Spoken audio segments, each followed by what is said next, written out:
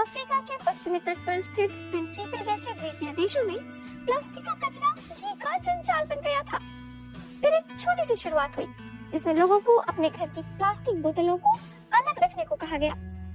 करीब 8,000 निवासियों वाले अफ्रीका के इस प्रजाति बहुल प्रिंसिपे द्वीप को कुछ साल पहले ही यूनेस्को ने बायोस्फीयर रिजर्व घोषित किया।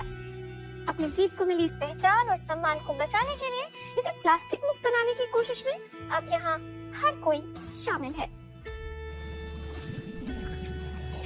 गुड मॉर्निंग, मैं आ रही हूँ आपकी प्लास्टिक की बोतलें लेने। आज बोतल बदलने का दिन है, क्या बोतलें इकट्ठी कर ली है? दादी के आंगन में बहुत सारी बोतलें जमा हो गई हैं। हर कुछ महीने में वो दिन आता है जब वो बोतलों से छुटकारा पा लेती है।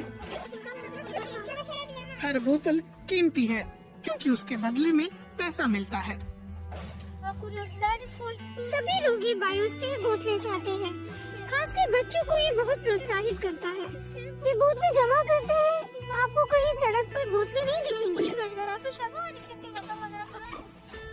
हर कोई बोतलों को वापस करने का कोई न कोई रास्ता निकाल ही लेता है।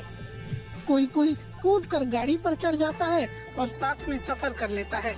यूं भी ये प्रिंसिपे पर यात्रा करने का लोकप्रिय जरिया है। बोतल डिपो पर भीड़ लगी है। सारा दिन ऐसा ही रहता है। लाइन में रहो और इंतजार करो। सिलिन फर्नांडीज बोतलों को गिनने में मदद करती हैं। वो बायोस्फीयर रिजर्व टीम में काम करती हैं। वो बताती है कि इन बोतलों में खाने वाला ताड़ का तेल आता है।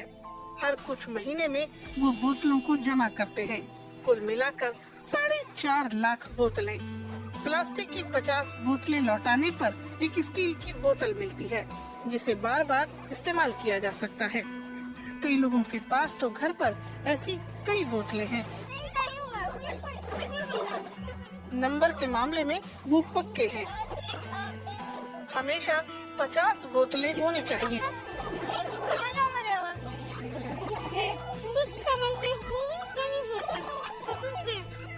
हमारे पास 4 टन प्लास्टिक जमा हो गया है, जो साउथ टोमे में रखा है। एक ट्रांसपोर्ट कंपनी हमारी मदद कर रही है और प्लास्टिक को मुफ्त में लिस्बन पहुंचाएगी। हाँ, 2 रिसाइकलिंग कंपनियां इसे लेने को राजी हो गई। उन्हें खोजना आसान नहीं था।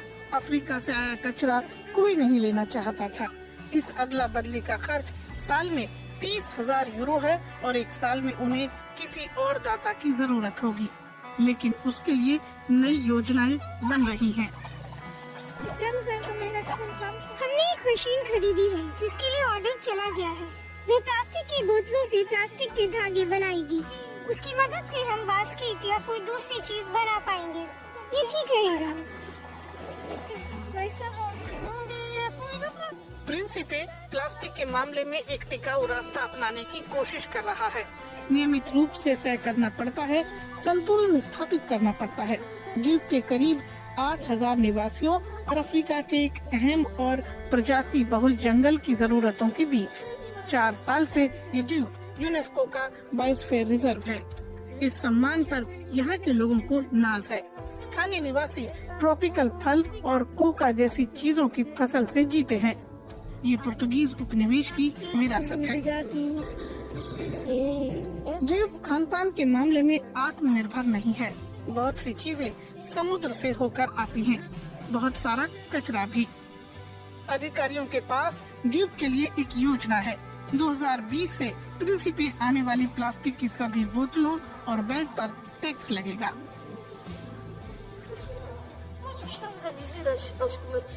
हम कारोबारियों से बात कर रहे हैं।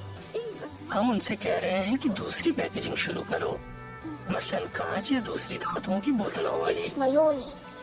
ये द्वीप को प्लास्टिक मुक्त रखने की हमारी योजना के साथ चलेंगी, उसके खिलाफ नहीं। कम से कम इसे दूरगामी तौर पर कम करने में मदद मिलेगी। लेकिन उस प्लास्टिक का क्या जो समुद्र से आता है? स्पेनी वैज्ञानिक माइटे असेंसियो निमंत्रण पर आई हैं और तट पर प्लास्टिक के माइक्रो पार्टिकल्स की जांच के लिए सैंपल जमा कर रही हैं। वो 1 साल से इसकी जांच कर रही हैं। तरीका आसान है और प्रभावी भी।